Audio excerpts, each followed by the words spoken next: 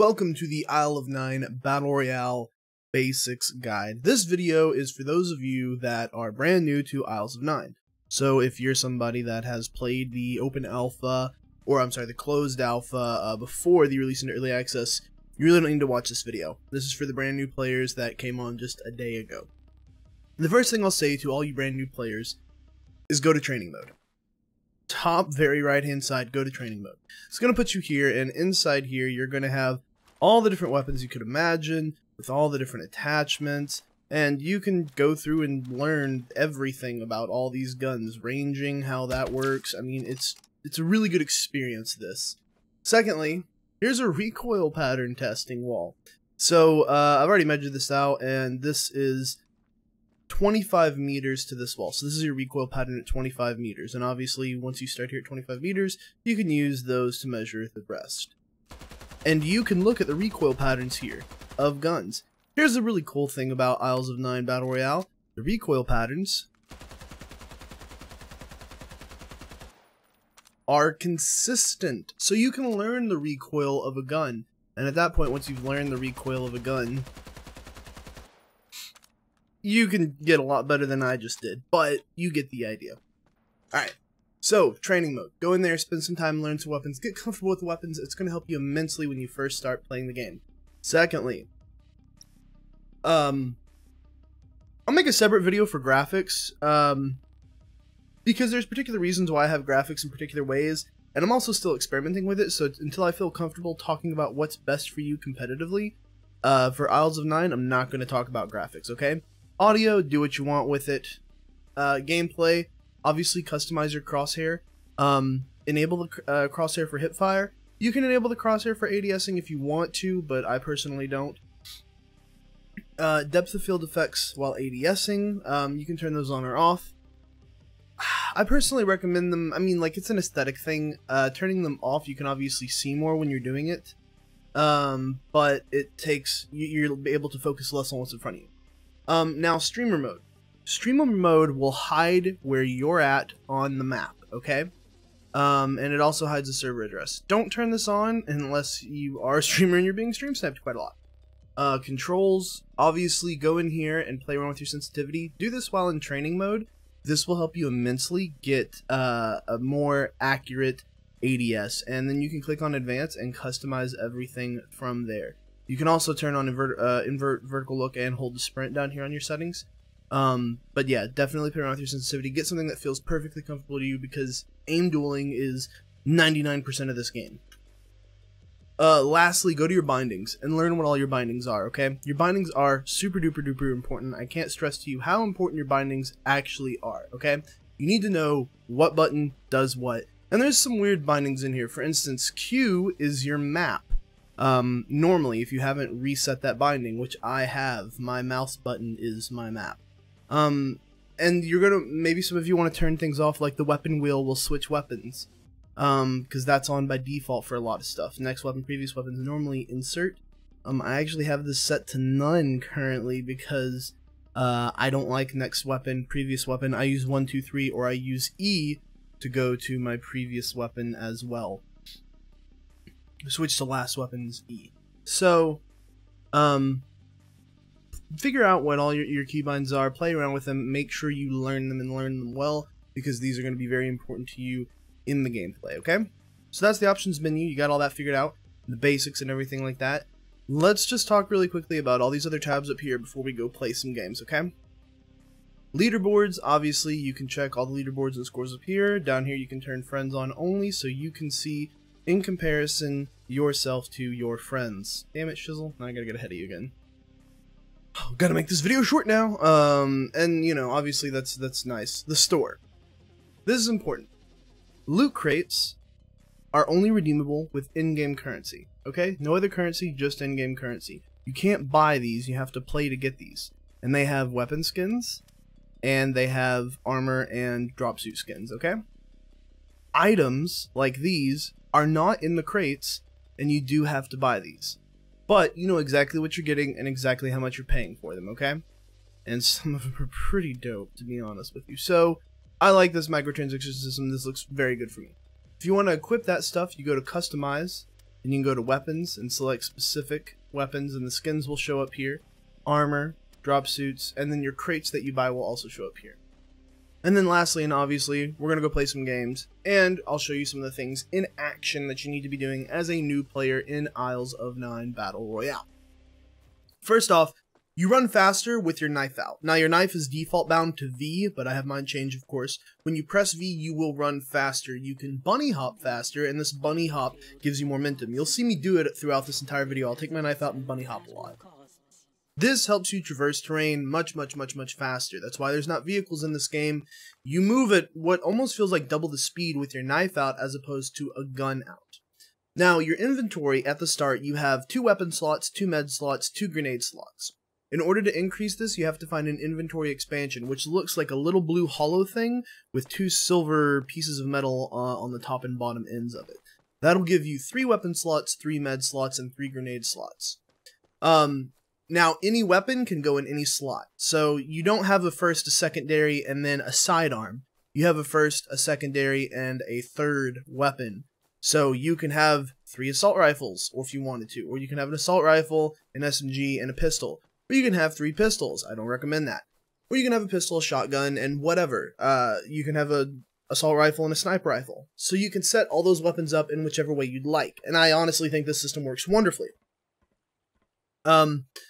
You can also have 2 meds and then 3 meds. You pull out your meds default by pressing H to heal yourself. The heal is very fast, and I don't think you move as quick as you do with the knife out, but you do move pretty quick when you're moving with meds or grenades in your hand.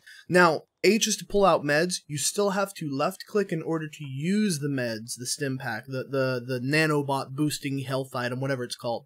You still have to left click to use it. Same thing goes for grenades. If you press G to pull out a grenade, it does not automatically throw it. You still have to left click to throw the grenade. And you can cook the grenades. It is a noticeable effect. It will beep faster, so don't hold the grenade for too long. Alright, so now to the mechanics of the game. There are 2 types of armor reductions. There's armor, or 2 types of damage reduction, I should say. There's armor, and then there's shield.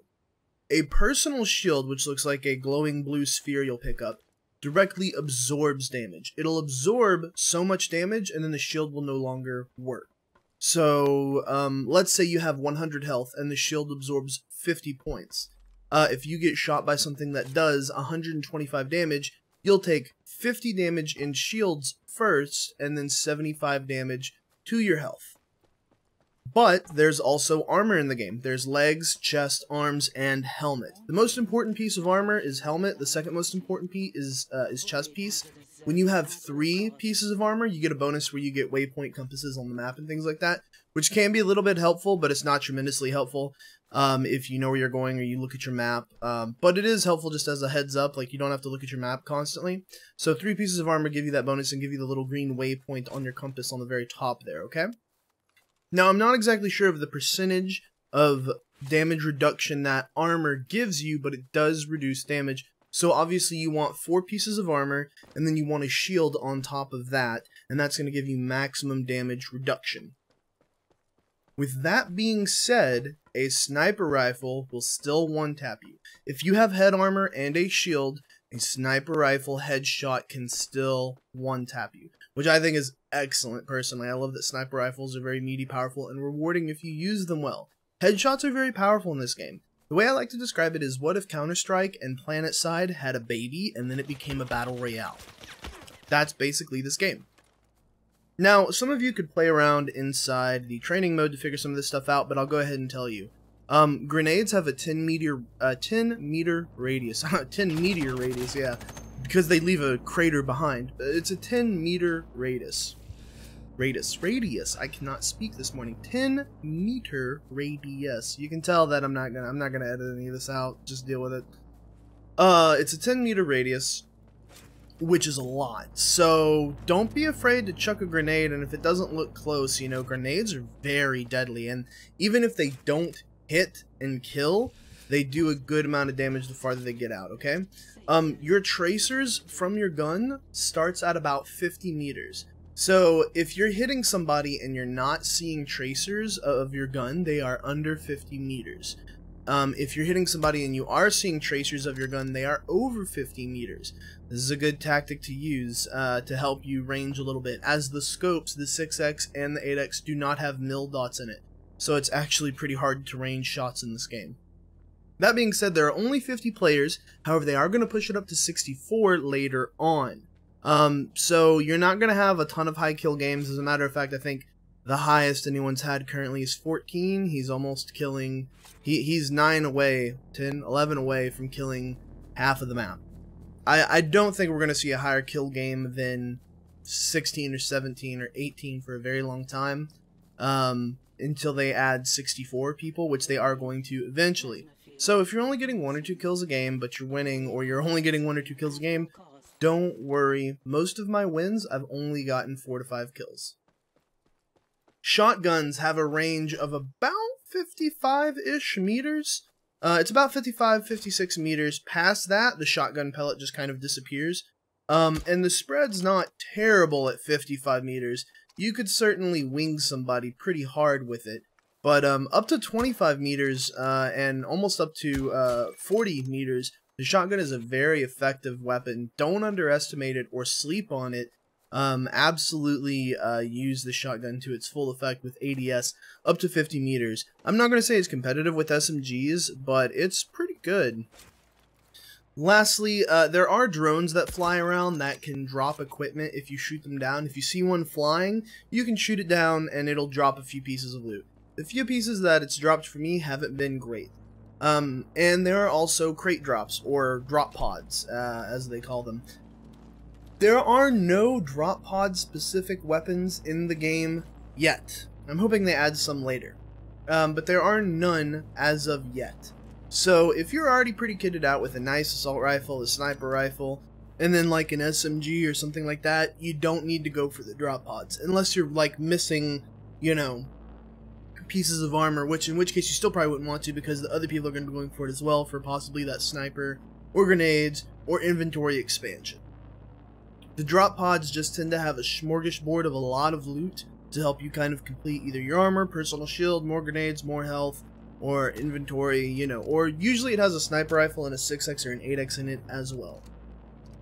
But not hugely beneficial. And the last basic tip that I'm going to give you, which kind of starts going into a little bit of a meta here, don't worry about being sneaky. The best thing you can do for yourself, especially in the early game, is land inside the circle and stay inside the circle and stay ahead of the circle. In this game, the circle hurts, and it hurts bad. So if you're behind the circle and without meds and you're not relatively close to the edge, you're probably not going to make it. So always try to stay ahead of the circle and always try to stay in the circle as much as possible. Don't worry about being sneaky. A lot of these games are decided by aim duels. Sure, if you can get the drop on somebody and take them out, do it. Obviously, it's easier to do with things like snipers and suppressed ARs and whatnot. But don't be so focused on being sneaky in this game. Work on your aim battles, because that is the primary focus of this game, and it's going to cause you to win a lot more, especially if you have the ability to quickly turn from where you're getting shot and then focus them down and win because you have good aim battling skills. That's going to do it for this basics guide of Isles of 9. I'm going to post more advanced guides later on in the future. Again, this guide was for new people. If you don't know what you're doing, you can come watch me live over at twitch.tv/GUNZGAMES or DLive if you'd like to watch me on a blockchain streaming service. We will have more in-depth guides in the future, including best loadouts, blah blah blah, whenever I can think of that's actually helpful. Like I said, I don't like clickbait. I don't like to be like, how to win every game. That's not realistic. I'm going to tell you what's actually going to help you win games. I'm Guns. I'll see you guys later. GG.